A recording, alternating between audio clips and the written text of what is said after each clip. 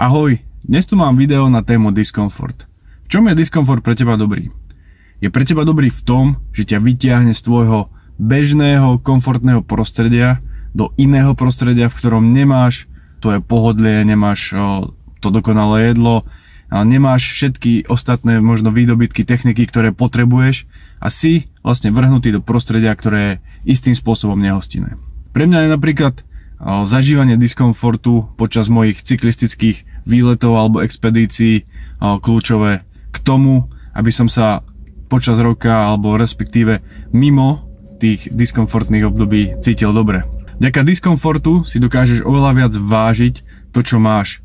Lebo keď si, dajme tomu, niekoľko dní v lese alebo si na nejakom rozpálenom mieste, kde je strašne teplo a ty celý deň len trpíš a bojuješ s tým, aby si sa dostal z jedného bodu do druhého a prežil to, tak potom keď sa vrátiš domov, tak zažívaš extrémny pocit šťastia a spokojnosti a vyrovnanosti. Ja som posledné 3 týždne hodne cestoval na bicykli, či už v rámci Slovenska, prešiel som sever Maďarska, vydal som sa skrz Moravu a naposledy som sa vydal zo slovenských hraníc do Krakova a späť. Počas týchto 6 dní som prešiel 660 km a v priemer som trávil na bicykli zhruba 5 až 6 hodín denne.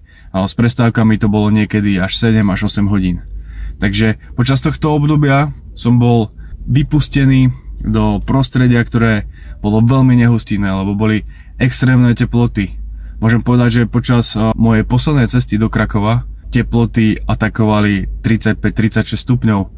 A môžem povedať, že to boli tie najväčšie teplá, aké som zažil. Na tej ceste a v okolí bolo možno aj 40 a viac. Takže fakt som trpel tým nepohodlím. Cítil som, ako to telo musí bojovať s tým slnkom, keďže sa nebolo často kde skryť a musel som ten úsek zvládnuť. Jediné veci, ktoré som so sebou mal a ktoré mi v tom pomáhali, bola voda a bolo nejaké jedlo, ktoré som mal. Všetko ostatné som musel zariadiť vlastnými silami. Musel som tú vzdialenosť zvládnuť.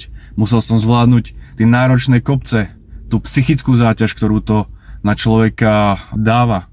Napríklad vyhybať sa náročnej doprave, prípadne stretnutia s nejakými zvieratami, ľuďmi.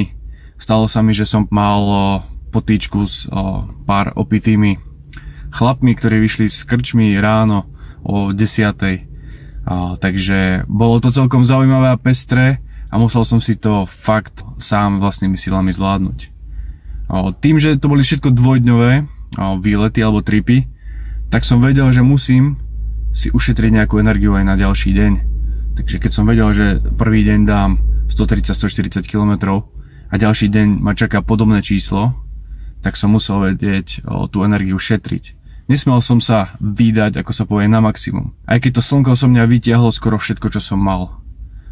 Stávalo sa mi, že potom, ako som došiel etapu, tak mi trvalo ešte niekoľko hodín, kým som sa dokázal schladiť, kým som dokázal vôbec doplniť tie tekutiny a nejakým štýlom zregenerovať. A počas týchto ciest, ako som spomínal, som si zažil veľa takých tých momentov, kedy som musel vytiahnuť tú energiu, ako sa povie, zo seba, nájsť nejaký ten motor alebo nejakú techniku, ako prekonať tú únavu, ako zvládnuť ten náročný výšľap, ktorý trval, dajme tomu, niekoľko kilometrov v fakt strmom teréne a nemohol som sa vzdať. Nebola šanca sa pre mňa v ten moment vrátiť. Musel som si poradiť s akoukoľvek nástrahou. Ale často som sa pozbudzoval, keď som videl, že moja myseľ prechádza do niečoho, čo sa mi nepáčilo, že už som si vravel, už je to zlé a toto. Tak som sa vždycky dokázal pekne nastaviť. Som si povedal, je to zlé, ale môže to byť vždycky horšie. Buď rád za to, čo máš. A vždycky som ocenil vlastne ten stav, že stále môžem pokračovať, že som schopný ďalej a ďalej ísť a to ma vždycky nakoplo a pozbudilo ma to do ďalšieho pokračovania. 0 medveďov, iba 2 medvede hovná, som na priehybe 1185 metrov a pokračujem ďalej smer Maďarsko. Ďalšou veľmi zaujímavou vecou na týchto zážitkoch je to, že sú extrémne intenzívne. Počas tých 2 dní zažijete toľko impulzov a toľko vnemov a vlastne si prejdete to prostredie tak detailne, že to na vás pôsobí, ako keby To neboli len 2 dní, alebo bolo to možno týždeň, alebo aj viac.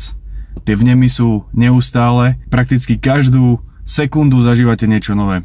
Nie je to ako keď cestujete, dajme tomu autom, a že krajina vám ubieha tak rýchlo, že ju nedokážete ani vnímať. Tieto pomalšie zážitky, či už je to chôdza, beh alebo bicykel, vám tento zážitok urobia oveľa intenzívnejší. Pre mňa to bolo extrémne zaujímavé a doslova som si užil každú sekundu tohto výletu. Diskomfort je jedna zo zložiek mentálnej odolnosti. Keď ste schopní zvládať nepohodlie, nepriaznivé podmienky, keď si možno schopný zaspať aj na inom mieste ako vo svojej posteli, keď si schopný vyraziť do neznáma a užiť si to, tak máš schopnosť lepšie zvládať nepredvídateľnosť života, tie náročné situácie, nepríjemné situácie a najdôležitejšie na tom je to, že ťa neničia, že sa dokážeš od toho oprostiť, lebo si už zažil horšie veci, zažil si ťažšie veci a keď nejaký problém v živote príde, tak je to potom ľahšie zvládnutelné. Takže môžem povedať, že zvládanie diskomfortu je jedna zo základných vecí budovania si mentálnej odolnosti. Bo keď dokážeš zvládnuť nepohodlie a nepríjemné podmienky, tak potom dokážeš zvládnuť aj ten svoj život. Takže ak sa ti toto video páčilo, daj mu like a môjmu kanálu odber a vidíme sa na budúce. Ahoj.